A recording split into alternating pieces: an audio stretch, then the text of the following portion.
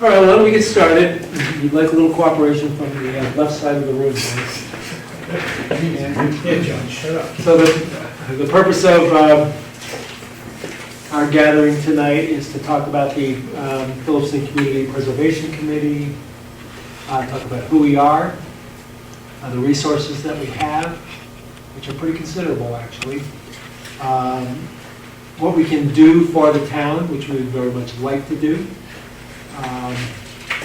the different categories of application types that we can accept, and the application process and the timeline, and all of those types of things. So you should be able to walk away with a pretty fair amount of information about the CPC and resources and how to access them. So why don't we go to first slide, Tim. So why don't we introduce ourselves, and we can start with Mr. Speck over here on the left and go through who's on the committee and then talk about who's in the room and go from there. I'm Tom Speck on the committee. I hold other hats in town, different committees. Chairman of the Finance Committee. John Slupsiak from Planning Board. Peter Trevisano, the chair of the CPC. Carla Charter, I'm the clerk for the CPC And with the historical. Historical Commission, yeah, amongst several other commissions. I'm Linda Langevin, member of the CPC.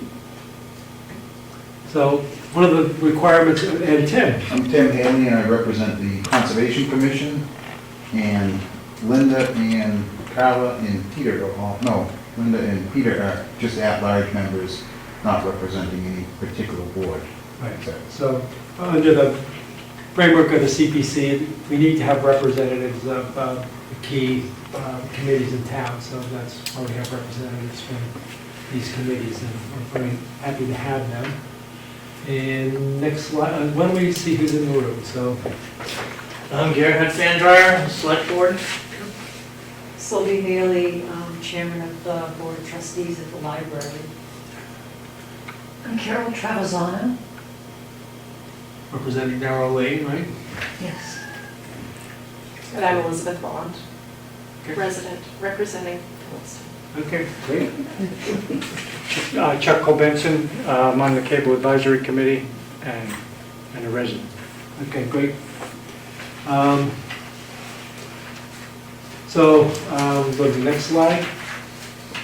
Oh, let's pass out the material that we have. So a copy of this PowerPoint that you can take with you, and also a copy of the application, which if you're interested in accessing funds will be a good resource for you.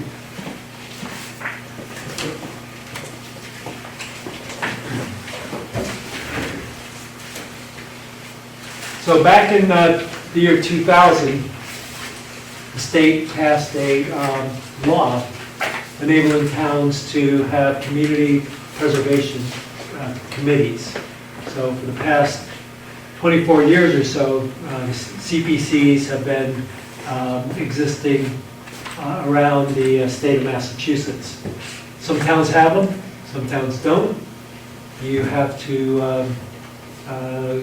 have passage at a town meeting in order to have a CPC. I would say probably about half the towns and cities in Massachusetts have CPCs. And I would say population-wise, the vast majority of the people in Massachusetts have a CPC in their town. But that's because a lot of people are living in urban areas. The goal of the CPCs is to provide money within the town to spend as the town wishes on parks, playgrounds, and recreational fields, to protect open space, to support local and affordable housing development, and to preserve historic buildings and resources. So those are the areas that CPC can grant funding. So in the case of Phillipston, you want to move to the next slide, Kim? Our CPC got started by a vote of the town meeting in 2007. And in order to fund the CPC, that's always based in every CPC on a funding surcharge in property tax. So it's a very small amount of money. I believe in Phillipston, it's like a 3% additional surcharge. So it's not something that is, it adds up over time, but it's not something that you really feel each time you pay your taxes. I was working on the committee to get that passed, but the nice part about that is that the state gives us that same amount back, Right. whatever we save, and so it's a 50-50 from. Right, so most years the state matches it. So it's a good investment, and it also allows the town to have these extra resources for projects that we want to do. The only problem is that I've noticed that Phillipston has a higher rating as a town, like as if we're a wealthier community, because there's so much money in the CPC. So there's like $1 million in everything combined, and so that really needs to get spent down so that we don't have to pay so much more per pupil to Narragansett. Right, so the state thinks we're richer than we are because we basically have $1.5 million sitting in our CPC. So we want to spend that money. There's nothing to be gained by not granting money for, eligible projects, so. And that's not any new money for the town. That's money that already exists for the town to use. So the more we can get the word out that, we've got this money available, the better, because the more projects that we can approve, the better the town is for having it, and the less money the town has on the books. So the additional surcharges on the surtaxes on the first $100,000 of property. Low-income folks or elderly folks can request a exemption. So it's not burdensome. The problem is we've got too much money, actually. Next slide. And also, it's being said that it's an additional 3% tax. It's only 3% of what your tax bill would be. Right. So if you have a $1,000 tax bill, it's 3% of that $1,000, not 3% on top of what you're already 15% or whatever the tax rate Right, is. so it's not 3% of. It's very minimal. It's 3% of what you would pay in taxes, Right. not 3% more on top of it. Right, so if you got a $1,000 tax bill, that's $30. Yes. If you got a $5,000 tax bill, that's $150. So it's not much. So we have three primary responsibilities: study the community preservation needs, and develop a community preservation plan, review and recommend CPC projects to the annual town meeting. So we're going to talk about how to apply to get a project approved to be on the at the town meeting, and then keep records. So let's take a look at our resources. This is based on 2024. I don't think we have resources for this year yet, but in total, we're looking at pretty close to $1.5 million. It's a lot of money for Phillipston. So the open space reserve, this is money that can be spent on open space projects, $67,358. Historic preservation reserve, $48,749.52. Community housing, $171,300. And an undesignated reserve, which could be used for any of these projects, above and beyond the money that we just talked about, of $1,181,369. And our administrative expenses, actually that's gone up this year to about $5,000. We need to bring in an expert to study a proposal or get some legal guidance. We have that money available to do that. Next slide. The administrative expense also, if it doesn't get used each year, it just rolls right back Right. in, so it's not like it's, but the other ones keep accumulating. the administrative expense goes back into the general fund, then we take it back out, and put it back in. So this is basically a pie chart of how the CPC budget is broken down. It basically adds up to the numbers that we were just talking about in the past slide. And the 10% are the minimum the state requires you to put into each fund. So these are the eligible projects that we have. We talked about open space, historic preservation, recreation, and housing. So we can acquire open space land. We can acquire historic sites. We can acquire recreation sites, areas, yeah. We can acquire housing, public housing for people. We can create open space projects. We cannot create historic projects because that's not possible. We can create recreational spaces and opportunities. We can create public housing opportunities. We can preserve all of those categories. We cannot provide support for any of them except for public housing. And we can only rehabilitate grants that have to do with historic or preservation or recreational space or opportunities. So there's some limits there, probably good to keep that in mind if you're thinking about a grant. So we have these different areas, but there's limitations to what we can do. Question? On the support category, so that means once something's been done, you're not able to, if it requires ongoing maintenance? Right. So that would be something that whoever was requesting the grant, they have the ability to provide that. Okay, so that falls back on the requester, not on the town.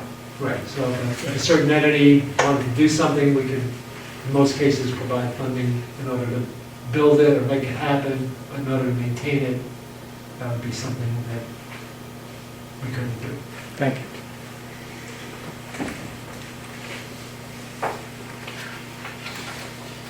So, basically, these are our guidelines in terms of what we can approve. We're looking for things that are going to advance projects with high multiple community benefits. We want to be able to do things that are going to help a significant number of people. Prioritize urgent projects. So 2 projects that we funded last year were the windows on the Congregational Church. Really needed to be replaced. We were able to provide funding to replace that.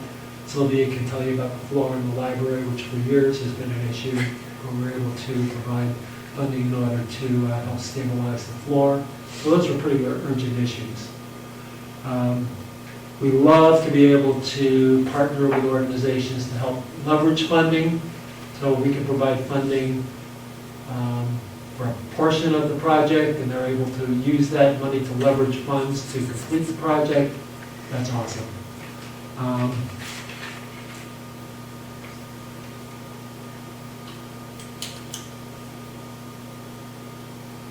So that's pretty much it. Any questions on that? And one of the things about prioritizing urgent projects Question. in communities that spend all their,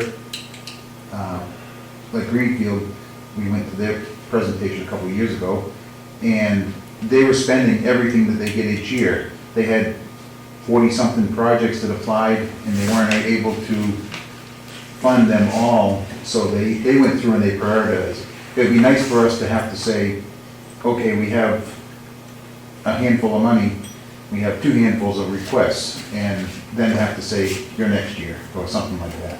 But- Right, and that would alleviate the town's burden of having too much cash. So- Come up with some good projects. So we're we were able to do some nice projects last year, but we're very, very open to having a lot more applications. Hence, our outreach to the town. So these are the projects that we funded last year. So the town of Phillipston, there's a study to redesign and revitalize Common. We provided $30,000 to have that study get started. The CPC categories were open space and recreation. So very happy to be able to do something to get that started. Garen, you want to say something? Yeah, so I'd like to know what is going on with that. I mean, I've got a drawing over here that I met with National Grid on in regards to putting the power lines underground so that we can get that awful pole off the common so that it looks better. It's probably a historic preservation, I would say, it goes under. The only thing is that, that to do that, National Grid has already suggested it's going to cost about $120,000 to get the lines put under the roads in the common. But on the other hand, it would look a hell of a lot better if we could do that. Yeah, and go ahead, John. To answer your question, the monies that were approved, that was just to do a study for someone to come in and make recommendations. That wasn't to do any particular work. Right. That was to provide, so that's where that is. There's been nothing done on that. That would be a separate project. Right, so would, is that something the select board or the historical commission or somebody like that should work to put an application in for? Absolutely. So, I mean, The select board, I think that was all part of that whole thing. And so we could contact the select board and see just where they stand on it and get back to you. we could, but I mean, if there's a need for something that you know about, Yeah. I don't think we have to wait for that report either. Well, it started off with the grounds crew wanting to put water on the common because of those dry spots. Yeah. And once that happened, then we looked into it. The water that's in that little town well there could be used. There was once a tank that was pumping water out of there, and it's got a pretty good recovery rate. But if we decided that if we're gonna dig up and put water going to the common, we might as well see if we can't get the power lines off of the common and get those underground in that similar trench or in that area, just to clean all that up. So that's where that started. So what would you suggest as a way for the CPC and the board of, the select board to work together so that we can have some good communication about what the select board needs and, Well, I was hoping to hear back from National Grid. They said it would probably be about a year before we get back to them, but before they get back to us, but it's been at least that, so I don't know where they are. And they were gonna give us a quote on exactly what it would cost, but I haven't heard anything from, I don't know if Melanie's received anything or not, so I don't know the answer on that. So I don't know how much to ask for. There's quite a bit. If it's 120,000, it's probably 150 now for National Grid to put those lines on the ground. And then we want to do the sprinkler system on the common, so that's probably going to be another 10,000. And then we want to get the well set up and all that, that's probably another 5,000. So, I mean, there's probably about $200,000 worth of work there. And part of that is also to put, I believe, maybe not granite blocks, what are those old rocks that they used to use for driveways and roads? Cobblestones, thank you. To put those around the edge of the common so that people stop parking on the grass. Yeah. So But my comment to that would be that the select board via Melanie applied for the $30,000 grant, which is to design a common rehab. And it seems like it would be putting the cart before the horse if you're digging to put in underground utilities, underground water sprinkler system, when the study hasn't even been done yet, Right. which may dig up pavement and everything else. Right, so I don't know at what point do we apply, when we still waiting for this, What was that work? Excuse me, we have a hand up here, so let's, Tell them, David. The way I would see this will work out, first of all, you've asked for $30,000 for this engineering firm to come in and say, this is how we envision the common should look with these additions. And they may have, we'll say, 3 proposals on paper. Here's one proposal of the common, here's another proposal, and here's another proposal. That would eventually go to the townsfolk for approval. Once that is, the project is approved, hopefully the company will have a dollar amount to it. So we'll say $500,000 for gazebo and trees and pretty and rerouting maybe a road. And I'm just Tom Speck guessing. Then somebody will say, well, we've also got to add in $150,000 for rerouting the electricity. So now we're up to 6.5. And then we've got to add in another $50,000 for water on the town common with sprinklers. And then maybe another $50,000 for miscellaneous. So we'll use the figure $700,000. You come to the community CPC and say, under these different criteria, you'd have the forms all filled out, you'd have the rough estimates that can be used, and then the CPC would be looking at the package that would include wires under the ground, redoing the common. Part of the redoing the common would be a gazebo, water out there with sprinklers, and so you'd be asking for a package of, we'll say, $750,000. Or they could each have, have these separate requests. Well, they could if they're running in at a time frame and they can't have a proposal, well, the least they could maybe come to us for is to get the electricity run under the ground and the water run from the town hall to at least a place on the common. So they have those 2 things done. The electricity's got to be there anyway, the water's got to be there anyway, and so that would be 2 things that they could accomplish separately. one of the other things that really pushed us on, that we should work on this is that eventually Rick Tenney's gonna need to pave around the common. The road is starting to break up, so that's one of the things we also wanted to get this done before it has to be paved, so that it doesn't have to be dug up and stuff. Yeah, the only thing that was brought before us was a study from a particular engineering firm to give us recommendations. Nothing else, nothing more. But Garrett, do you think it'd be worthwhile for there to be a CPC slot on the select board agenda sometime pretty soon, so we could just have some back and forth at a select board meeting? I don't see why not, it wouldn't hurt anything. Yeah, I mean, I think there's a lot of ideas.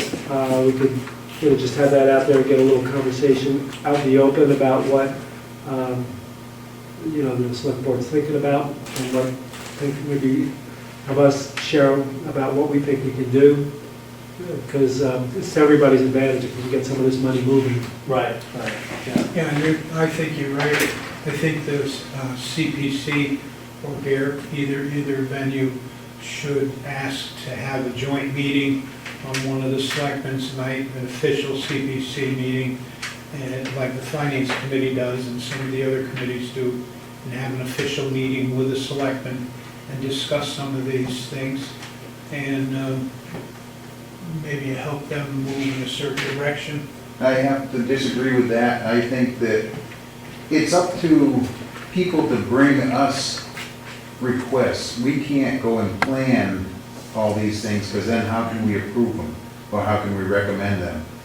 We can tell the selectmen, you have $30,000, use it.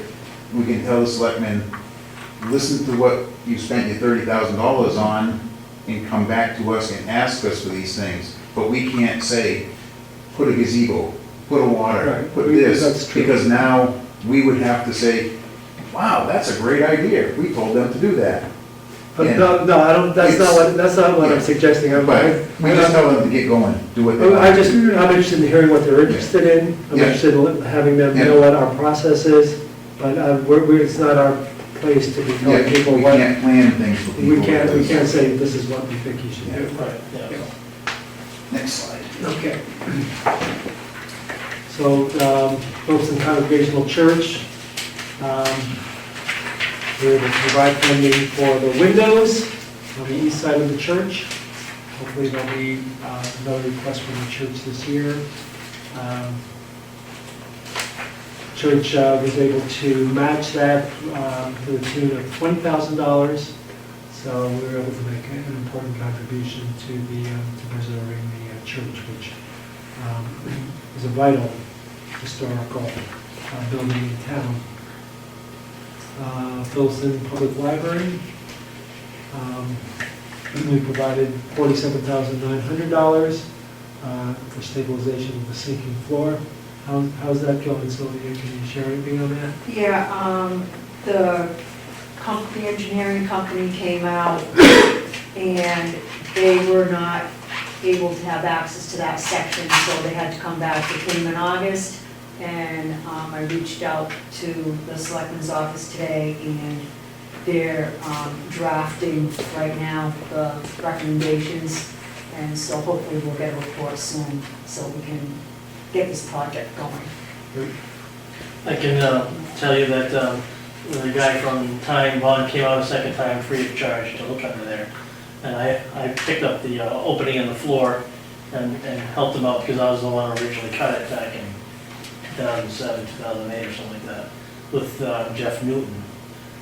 We wanted to see what was under there. And I think we had a director from the selectmen at the time too. I forget what it was for, but they, what we discovered was that when they put the bathrooms on, they found that the back sill on the building was rotted. So they put a new pressure treated beam in. But what they never did is they never put hangers on to support the joists on the floor to it, like it had been previously. And previously they had been notched in. Well, over time those had rotted away, so instead of putting hangers on, they just left those joists just flopping in the breeze. So that beam isn't really that stable.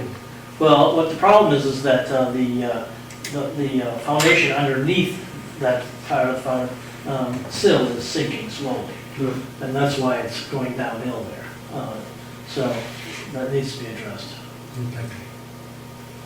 You guys have a separate funding source and for this project, right? Doesn't this Yeah, work? we have an article, and there's $47,900 that has been approved at town meeting for that. But was that just for the Italian bond, or was that also for fixing it? This is only for repairing, for restoration of the library. Right, but there's, my understanding was that to fix it was going to be more than $50,000. Right, but we want to get started and at least try to get something done. And then we will reapply for other areas. And we were able to provide funding for the agricultural commission for to put up a new shed, so we're happy to be able to do that. So that's what we funded last year. So the application process for this year, at least the dates, we need to have applications in by December 31st. We'll review those and make recommendations.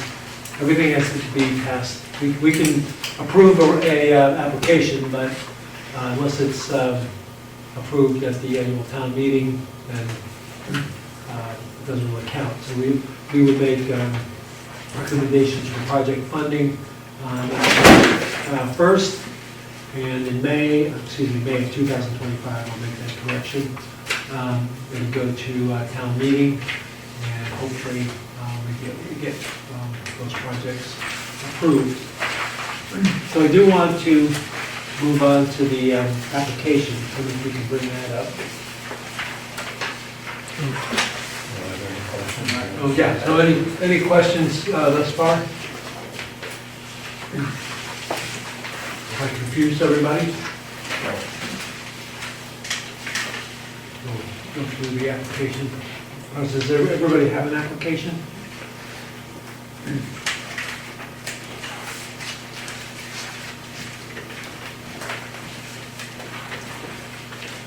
So I have a question. Can community housing be used to put up dog kennels? No. Okay. Well, We're not housing dogs. Well, they're there, so inhabitants, but I don't believe so.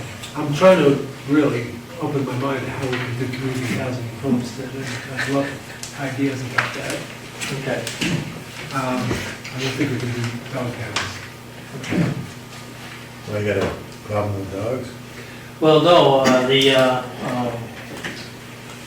Glenn Whitney has requested a building, a separate building to put the dogs in because his wife is getting a little peeved at him constantly bringing home stray dogs and holding on to them there, and they're barking and everything like that, so he was looking at possibly putting something on down at the highway barn, so when you drive in, and the salt shed's on your right, and the highway barn's on your left, right now there's a tanker sitting there on the ground. Well, right where that tanker is, he was thinking about maybe putting a long addition of some sort, so that he could put some dog kennels in there with some indoor storage and things like that. The long and the short answer of that is no.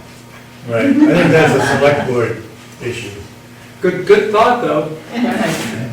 So can we move through the, That's the thing with this money, it's only for certain things, it's not just for the town to use. Yeah. so this application is a fillable PDF, so you can fill it out by hand if you wanted to. It's been done, but you also have the option of typing things in these areas, thanks to Tim's work to get that done. So basically, basic information on page 1. You have to think about your CPC category, open space, recreation, historic preservation or community housing, brief description of the project. On page 3, goals, who will benefit and why, how will success be measured.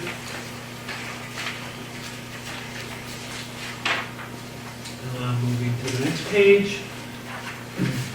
How does the community benefit from this project? And if you've got letters of support from other organizations. It looks like a lot, but Actually, sometimes it's simple, not bad. just a sentence Yeah, it's pretty, would be enough. I think it's fairly painless.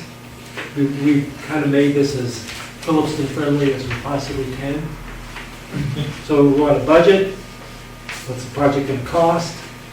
What's the CPA or CPC funds that are requested? Cost share, so if you're sharing the cost in some way with another organization, resources that you have, and the percentage of the cost share. Does that cost share include any other grants?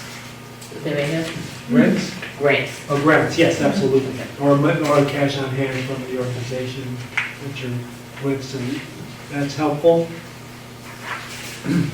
Kind of a breakdown in budget categories, how the money's going to be spent, personnel, equipment, supplies, construction, etc. And the budget, On this one, on other funds, if you're having volunteers or someone's donating a steam shovel to build a park or something like that, that would also be able to be put in here, saying that, you know, they're gonna put in so much labor with the equipment to do this as a donation, and then somehow it could be assigned a dollar value, saying that if they come up here for a week and it costs them, you know, what's a backhoe cost or a bulldozer cost for a week, you could put down that it's $5,000 worth of equipment rental being donated by someone. That way, it can show that there is an input, not just total community preservation money. Right. And I guess that would be down here, Yeah. like cash, in kind, et cetera. So budget cost sharing, that gives you an opportunity to talk more about where funding might be coming from other than the CPC. Funding, catch letters, commitment letters from any organization providing a cost share. Describe other opportunities, including unsuccessful ones, to secure funding for the project. I'd like to know about that. Other funds in the budget in kind. So any kind of in-kind contribution that you can tell us about. We'd like to know it. Timeline of the project. And implementation, who's going to be the project manager, contact information, and how the project is going to be maintained.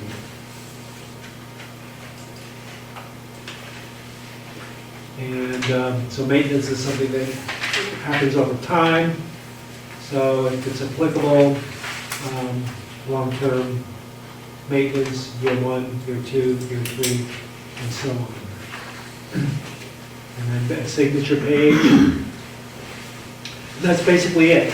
So it's not, I don't think it's a difficult application to make.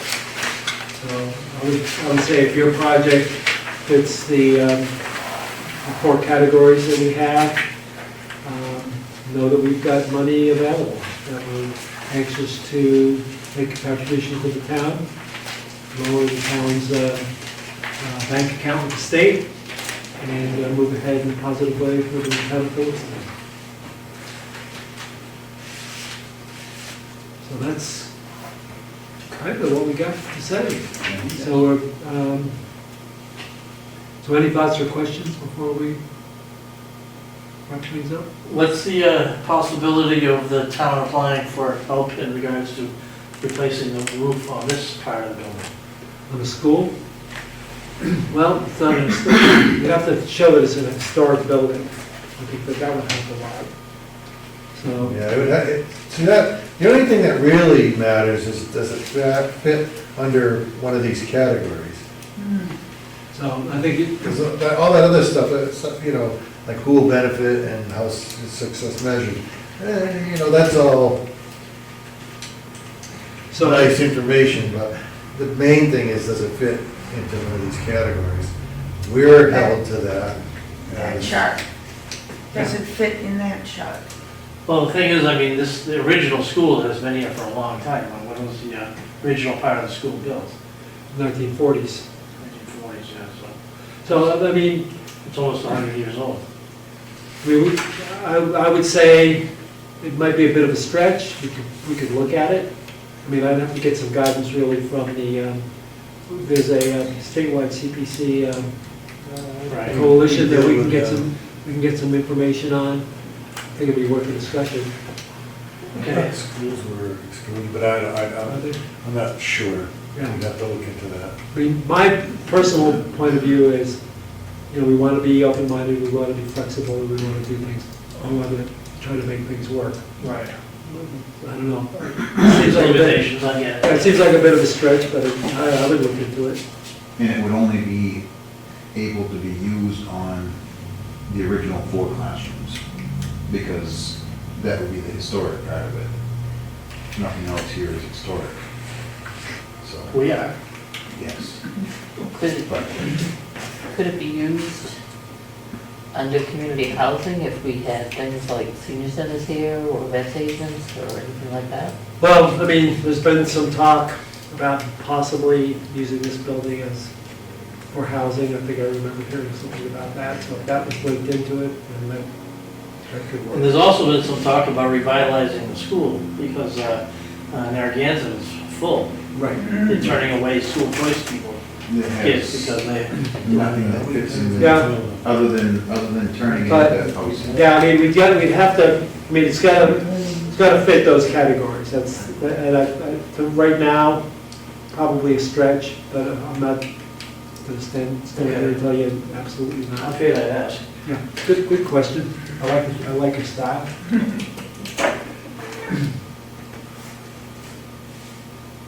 All right, anything else? That's kind of what I got, other thoughts? Are there discussions that if somebody were to submit an application, would there be a discussion before it was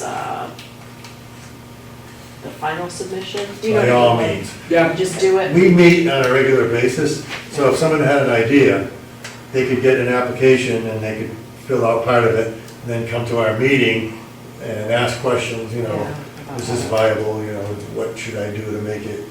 And we would be happy to help. yeah, or, I mean, what happened last year is people come to the meeting, talk about what they had in mind, see, got the committee's thoughts about how to move forward, and then even, you know, make some edits with the committee's support going forward, so yes, absolutely. Because we're here to accept ideas and to spend that money Mhm. for the town.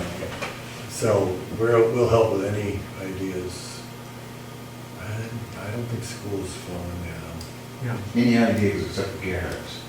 It's just, Well, the fact is Gerhard has it, is a good thing. yeah. Well, I have an idea that maybe we should acquire the piece that's behind the Historical Society building and next to the fire station, and possibly either put in some community housing there as well as a post office. So that, something like that would probably be beneficial for the town as well. That gives us a separate zip code? What's that? Would that give us a separate zip code? Yeah, there you go. Yeah. That's a, I know that's that a they- long-standing, Yeah. I mean, there's a lot that can be done with this money. Phillipston has so much open space that can be developed in Right. terms of hiking trails, whatever. I mean, I can't really, I shouldn't be really putting my ideas out there, but there's, I'm just trying to say this, there's an unlimited number of ways to do something positive for Phillipston with the $1.5 million that we have. Right. And there's a lot of ideas out there that, you know, we don't know about, and that's why, I mean, there used to be a snowmobile trail that went all the way from Lincoln Road, came by out by the cemetery on Athol Road, and then across the street, and there's a house in there now, but there's a trail that goes out by the back of that, and that comes out over on, is it Powers Mill Road, or something like that? Yeah. So, I mean, that'd be a nice walking trail for people. Yeah. If you could do something like that. Right. and that would fall under recreation. Right. Or open space, because you can combine them. And there was supposed to be a walking trail right out here behind the police station, and the town had lined up a grant, got the grant for a trail to be handicapped, and like a map showing the trail brochure. And because of some administrative changes, we lost the grant. So that's still open, somebody could mimic that, look up the papers that were submitted to Yeah. CPC and resurrect that. My feeling is that part of that when a ride is because somebody was killed there, it got backed over by a bulldozer, so that kind of quashed the whole project. Well, still, I mean, a trail going from town, linking up with Queen Lake, I think is a very viable idea. And there's a lot of things that could be done. Right. So just to get a little thought going. All right, so if you would, if everybody would come up to Carla and sign in, let us know who is here so we can include that in the minutes. That would be You want the proper spelling of the names? Is that what- proper spelling. And we look forward to ideas. Okay, adjourn the meeting? So we'll entertain a motion to adjourn. I make a motion that we adjourn this public hearing. I have never heard that motion denied. Aye. All in favor? Aye. Any opposed? Thank you all for coming.